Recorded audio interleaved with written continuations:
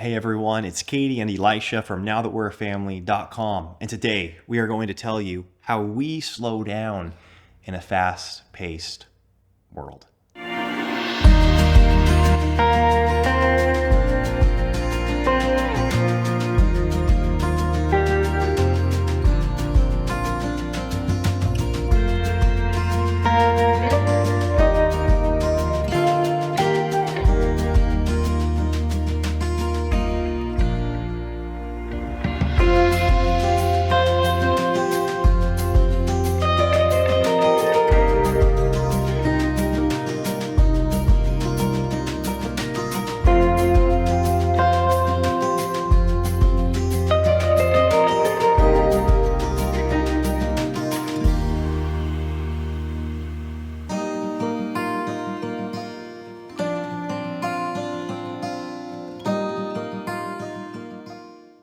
Katie, we're in the middle of summer. There are weddings, family reunions, barbecues, church events going nonstop. Life is crazy. And that's in the midst of the busyness of life that comes from media and different information that's coming into our home. What's the number one thing, the first thing that you do to ensure that you're slowing down in this fast-paced world? Well, I'd say the first thing that came to mind was our Sabbath. We've talked about this before, but that it's really been life-changing for us. And we've done it for over a year now, and that is just taking one full day on Saturday. We do this on Saturday because we do have a lot of commitments on Sunday, and we feel like we also need to plan our week going into Monday. So we just take one full day. We turn the internet completely off from Friday night to Saturday night and don't do any work. That doesn't mean that we don't spend time with friends. That doesn't mean that we don't, maybe we'll do yard projects if that sounds fun to us. But it's a day that's totally different than the rest of the week. And we're really able to clear our brains, to rest, to read. I get a break from housework. I don't do laundry. All our meals are prepped ahead of time. So that puts a lot of wind in our sails going into the rest of the week. Something that I find to be extremely restful in the midst of busy seasons is my morning routine. And I think you feel the same way. The busier life gets, it's like the more crucial that 1 or 2 hours in the morning are. And being able to quiet myself down, have time, the house is quiet, the world's quiet, and I get to read, I get to pray, I get to be in God's word, I get to journal, is so helpful just in me grounding myself, setting my mind on things above, being transformed by the renewing of my mind.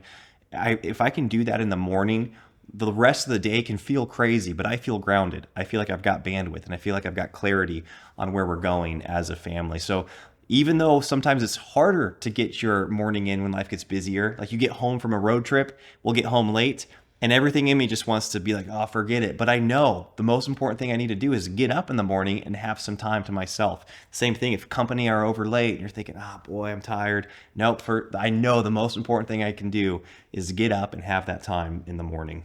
Yeah, that kind of goes into what I think of next, which is going to bed early.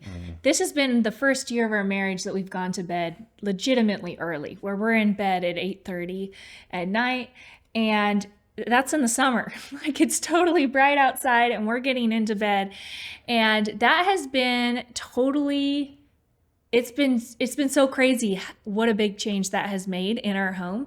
When you swap those evening hours for the morning hours, it is just so much more fulfilling. And the thing is like when you wake up in the morning, you don't need to come up with things to do to be productive or things that are fulfilling to do. You just naturally do those things.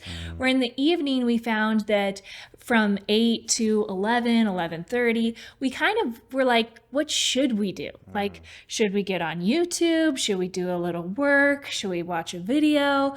Should we visit? Like, what should we do? And now we just get ready for bed. We go to bed.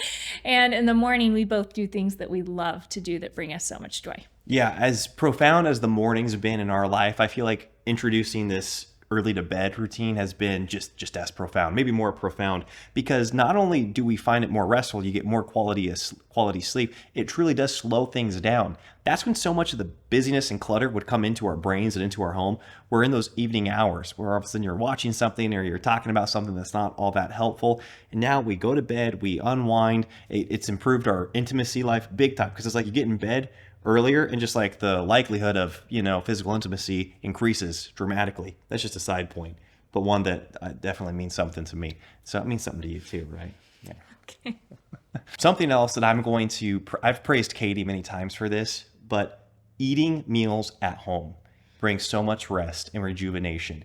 Up until maybe about a year and a half ago, we were not as consistent. Katie's always been thoughtful and intentional in feeding us and making meals at home that are great, delicious, nutritious, all that. But I'd say about a year and a half ago, it was like a 50-50 thing.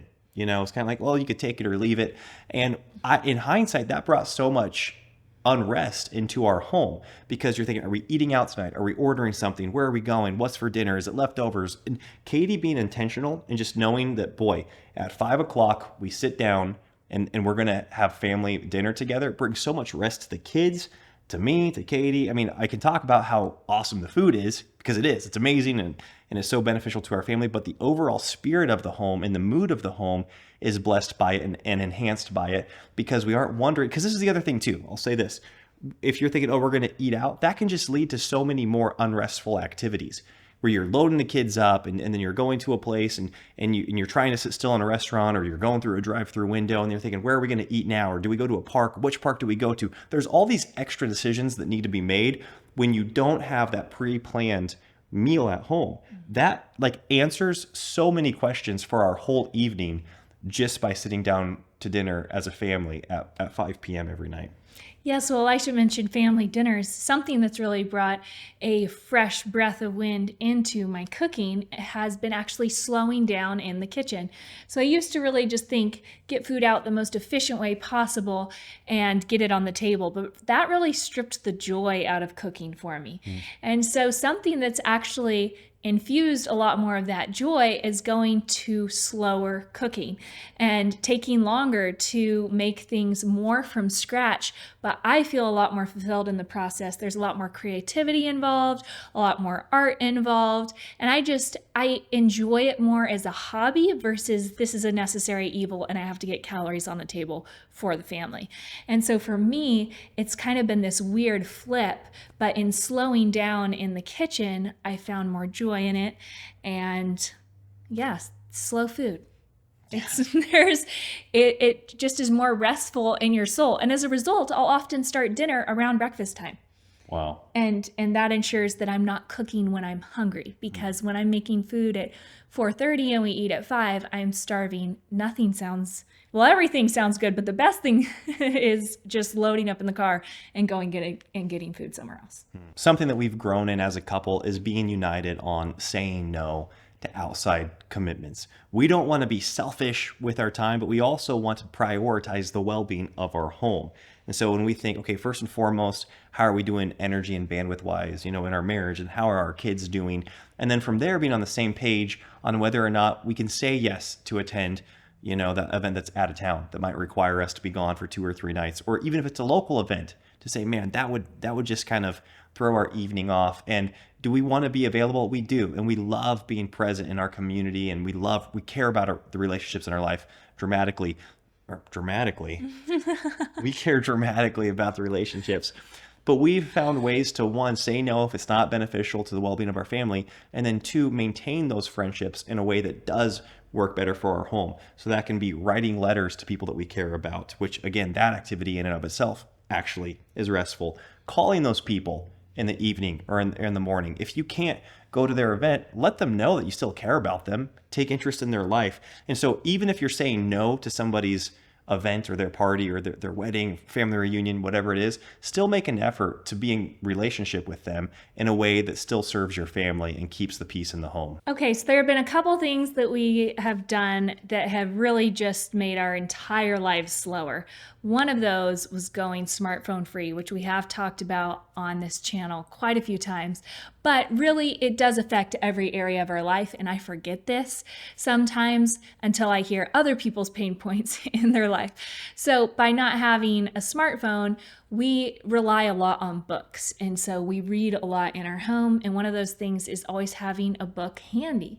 And so if you're going to the bathroom, you can grab a book. Or if I go to the park with the kids, like I'm doing every single day, I grab a book and I read a book while I am there with the kids. And talk about a fulfilling thing to do. When you are actively participating in nonfiction, that information just is way more palatable and life-changing and slower paced and restful than it is through consuming it on a podcast or YouTube video. Like I would rather you read a book if I can encourage you to read a book than get your information here, even on our channel. And it's the same thing with fiction. I've read a lot of fiction this year. I read a lot of classic books.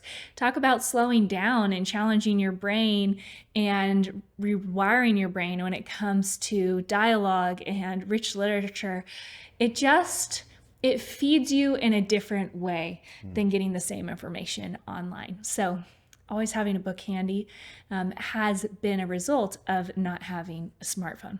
Yeah, like you said, just having a book available is helpful. You can be in the middle of a really thick novel or nonfiction book and you're thinking, boy, I don't have an hour to devote to this, but maybe have a book of poetry. We've got a book of poetry just sitting on our piano.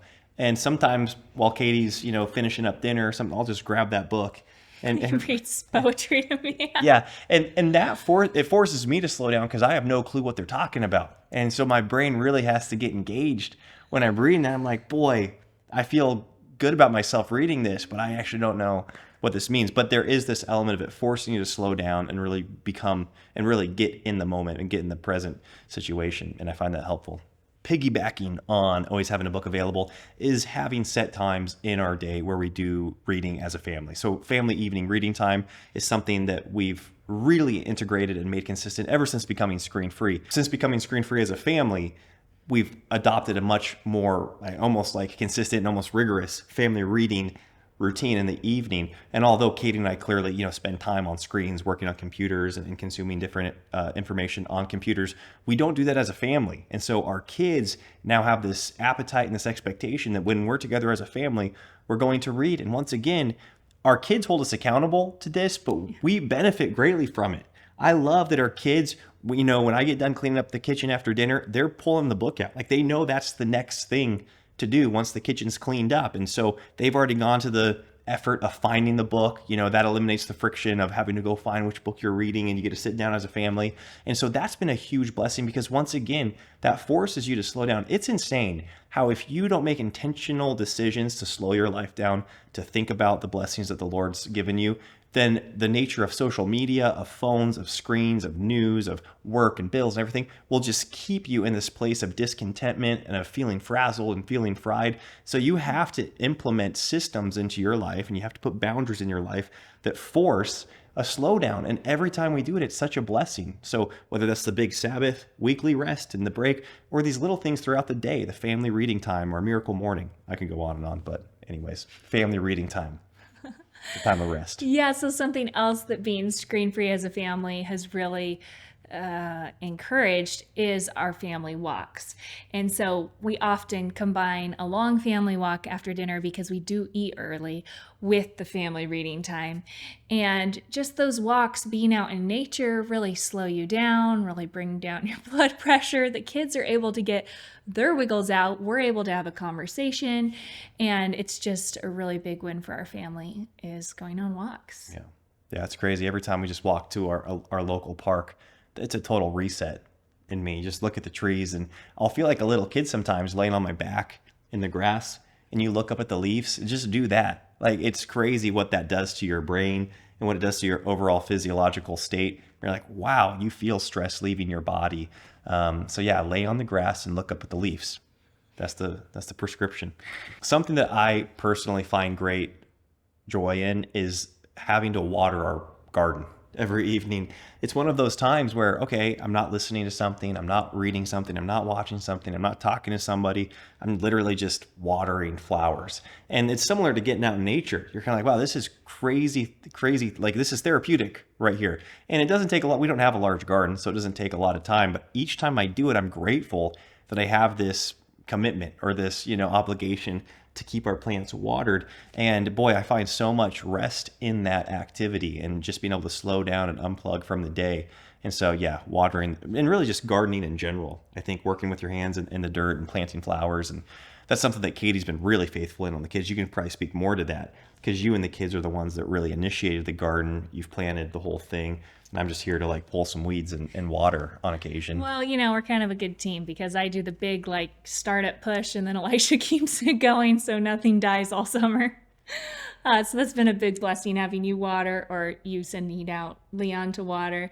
But I do think that just interaction with nature, again, it's like it's adding more work to your life, but the type of work that it's adding, just like with the cooking, is what's actually fulfilling. What's the stuff that your soul craves that I found. Anyways. Well, there you have it. There are a few things that we do on a regular basis to ensure that we're slowing down in the midst of a crazy busy world. We'd love to hear what you do to slow down in the midst of a crazy busy world because we love taking other people's ideas and applying them to our own home if they're helpful. And so please share those below because, again, we like having a restful home. We like having a peaceful home. So we're always trying to add to our tool belt. You guys have an awesome week. We'll talk to you next time. Bye-bye. Bye.